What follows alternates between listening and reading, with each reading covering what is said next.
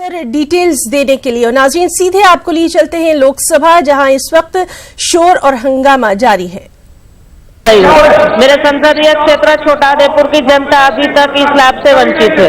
महोदय, आज हमारा देश माननीय मोदी जी के नेतृत्व में हर क्षेत्र में निरंतर विकास की नई ऊंचाइयों को प्राप्त कर रही है। हमारे संसदीय क्षेत्र छोटाउदेपुर में सरदार सरोवर है, जहां से नर्मदा कैनाल द्वारा गुजरात में हरियाली हो रही है तथा इसके माध्यम से यहाँ कुदरती हरियाली भी बहुत है।